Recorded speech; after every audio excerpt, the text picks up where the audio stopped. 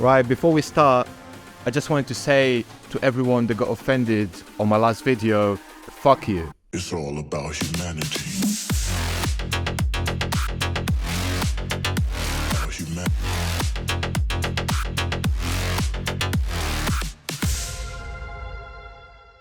Alright.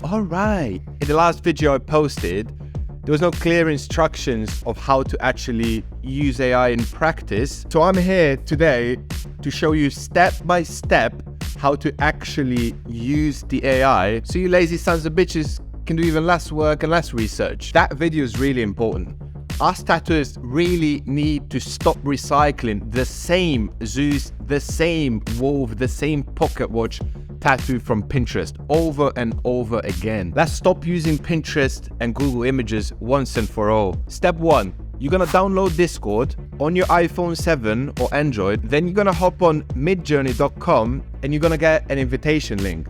With that link, you're going to be able to activate a free trial version. You're going to open the little MIDJOURNEY bot. I think you go newbies 24, newbies whatever, which server's the least pack. You're going to hit /subscribe and just pay the goddamn subscription, you cheap fucks. There is a free trial, but really you should just trust me on that one, bro. Now, when you're actually in the app, when you go to newbies 24, 56 or whatever, the way you start generating the images, /imagine, and then just type in whatever you want the AI to do. The way you write the instructions and the specific order you write them in, it's going to be very important so the AI actually knows how to generate your actual thing. So that's why you're going to need a subscription eventually, because there's going to be a lot of trial and error before you kind of figure out how to generate these prompts. So I was working on my client's sleeve. We already had the forearm down. That was like a uprising of Warsaw. And he sent me that picture from, I think Arlo done that tattoo. We kind of used that as a base, and then we went forward in the MIDJOURNEY app to start generating images in that kind of fashion. Even if you find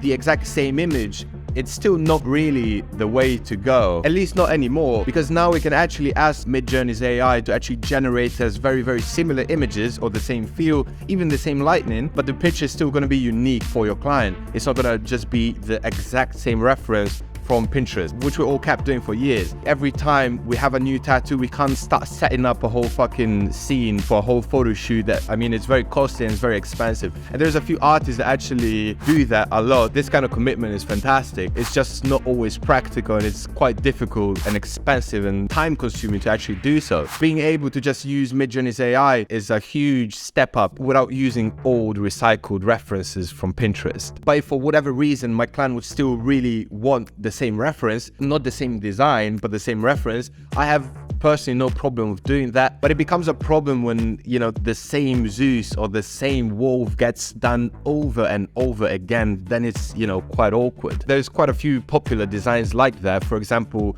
that Atlas I've done last week. One of my friends had the audacity to text me why I've done the same fucking thing. I mean, for Jack, if you're gonna fucking pay me twice not to do it, I just won't fucking do it. It's not a fucking problem. But Jack, you need to actually pay me, bro. Or I'm just gonna charge you triple so I never fucking do it again. If you like Warzone, if you like Call of Duty, hop on Twitch, follow Jack. He's got some good content.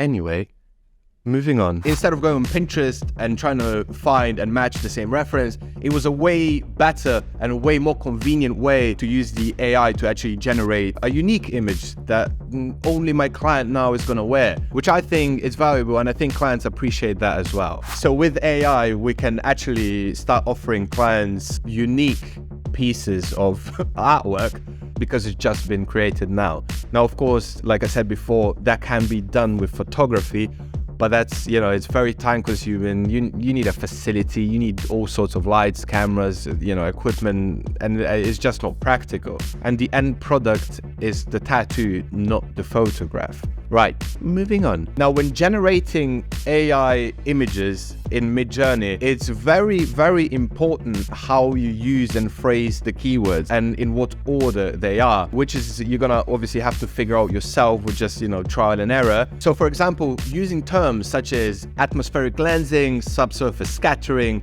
shadow side, cinematic, mist, photography, HDR, 50mm. All these terms you really should be familiar with already are gonna drastically improve the product the AI is gonna dish out.